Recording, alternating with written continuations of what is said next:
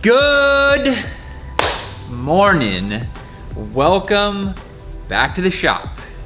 Kinetic Cycles. It's been a while. It's been a real long while actually for anything in the store. It's been a little while for some videos. This was gonna be a Tech Talk Tuesday. They got it on Wednesday.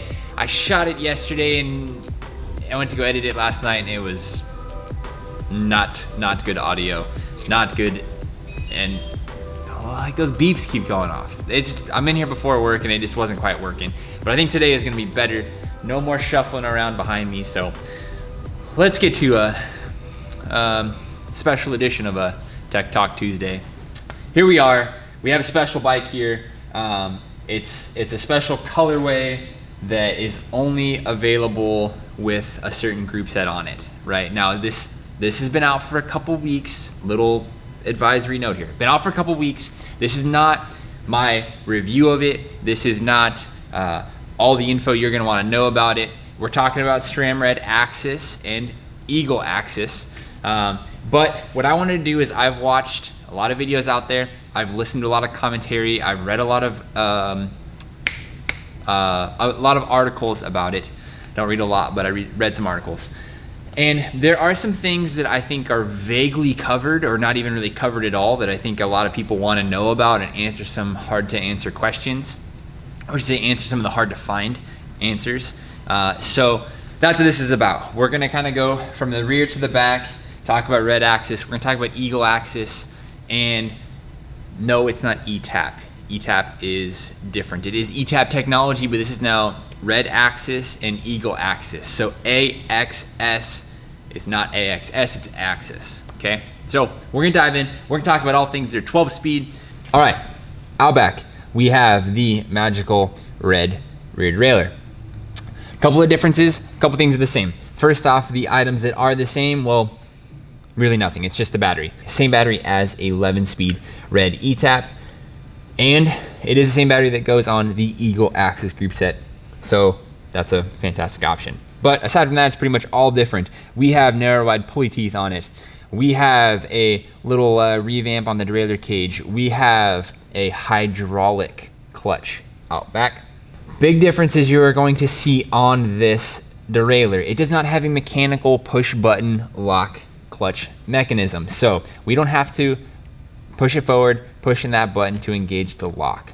Now the differences here are that this is a hydraulic, not spring-loaded mechanical clutch design, and that so if we push this slowly, it does not have any extra resistance. But under quick movement, it actually engages the clutch. So if you think about like moving your hand through water, right? If we move it in a straight orientation or very slowly, there's very little resistance there. If we move our hand fast through the water, there's a lot of resistance. Think of it like that. So under fast derailleur movement, it helps. Under slow derailleur movement, it maintains smooth shift quality, light action, and easy to remove that rear wheel. It does have the same derailleur, or it does use the same derailleur for all cassette sizes. So one derailleur to go from the 26 to the 28 to the 30 size options for the cassette. There are 3, 10, 26, 10, 28, 10, 33. One thing to note, this derailleur, because it is the same for all 3 sizes, does require a different B-gap spacing for each size cassette. Now that's something that most roadies have not ever had to deal with, but if you are an Eagle user for the 12-speed system now, you're familiar with that B-gap and what it does and how it can affect shift quality. So we need to make sure that the B-gap is set correctly. Now, what is that referring to? That is when we are in the top cog, the distance from the rear derailleur's top pulley to the big cassette. Just take note of that. That was not mentioned in a lot of commentary out there, so that should be made very aware. This derailleur is only capable with cassette sizes up to a 33. This cassette is only capable with this super pimpin', really freaking slick, so smooth. I mean, that's really satisfying. Only capable with this chain. This is the Red AXS chain. Flat top, only compatible with the road drivetrain. Take note, road drivetrain, road chain, road cassette, road chain rings. Moving forward in the drivetrain, my probably favorite part, or I'm gonna say for most roadies, the least favorite part. I mean, you guys are so not used to crazy chainring sizes, and I can only imagine what's gonna happen when you realize that a 50 tooth chainring is the biggest you can get, right? Holy smokes, that's compact. You guys lost it when mid-compact came out. I can only imagine what's gonna happen now. Just slam that brake pedal, pause. Right, there are now 3 chainring sizes, 3 chainring combinations, we'll say, on 2x axis. We have the biggest being a 50-37, this mid-range being a 48-35, and the small end being a 46-33. Okay, start off the top, boom. I'm a strong dude. I'm all about pushing the big gear. I need that big chainring. Why don't I have a 53? Well, because let's do some calculations. A 50, because of course, if you're running that big of a chainring size, you're only concerned about your biggest gear ratio. So in a 50-10, do some math. That's 5 teeth for every 1 tooth in the back. That's a 5-to-1 ratio. That's the equivalent of a 55-11. Now, do you ever run a 55-11 on a road bike? No, you don't. So with this 50 tooth ring, you've got more than you ever had before. 48-35 is gonna be your mid-compact. Then we're gonna go to the bottom end, and we have a 46-33. If you're always on a compact chainring setup, you are not ever concerned about your big chain ring size. It was really, how low can I go? How low can you go? Anyways, so it was all about how low of a gear ratio we can get. I'm a compact, used to only be able to do a 34-28. Then I got to a 34-30. Then I could find a 34-32. And then if I ran this extra combo chainring, adjustment derailleur, spacer, any of that stuff, I could get even down to a 34-34, right? You know we did it. You know people who have done it. So now we don't need any adapters, any derailleur adjustments. We have a tried and true system that will go down to a 33-33, a 1-to-1 ratio, something that was never really heard of before, without running some sort of adapter or third-party system, right? So now we have a straight 1-to-1 ratio, 33-33. Gotta love it. Okay? Any questions so far? We're talking about cassettes, chains, chain rings. No? We're good? Deep breath. You guys feel all right? No problem. You're able to figure it out. Whoa! I knew it was coming. Well, there's only one chain ring and it's attached to the cork and I gotta replace the whole thing. This is stupid. It's gonna cost me a lot of money. No, it's not going to, okay? One, the chain rings are getting harder, right? The actual material is getting harder, which means it's gonna have better longevity, better wear life.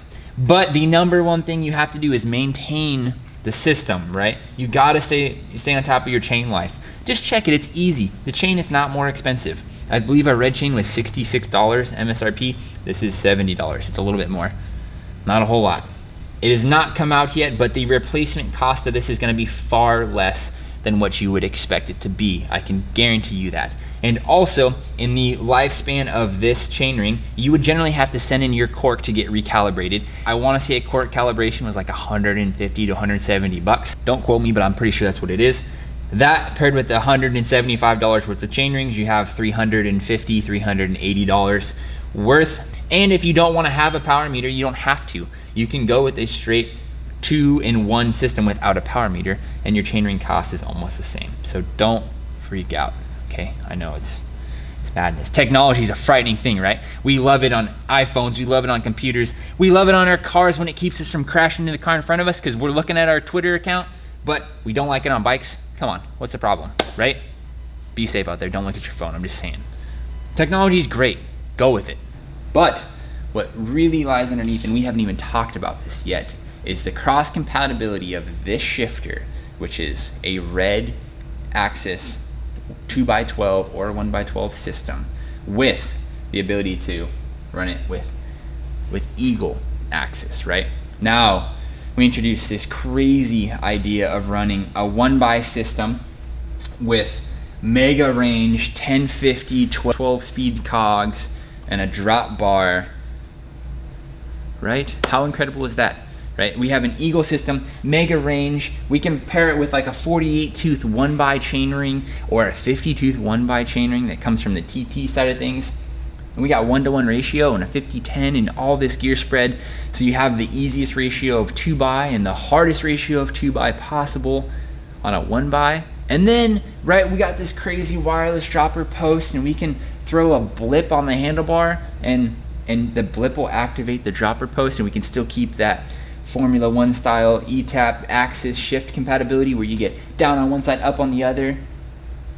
Right, it's going crazy. There's so many capabilities and cross compatibility with this. You use the app to set it up, downshift, upshift, a blip on the handlebar to drop that dropper post. Blows your mind, right? So there's so much capability. We didn't talk about AXS Eagle. Now, what if you want to do that type of a setup, right? We want to do this hybrid road, hybrid mountain system. What do?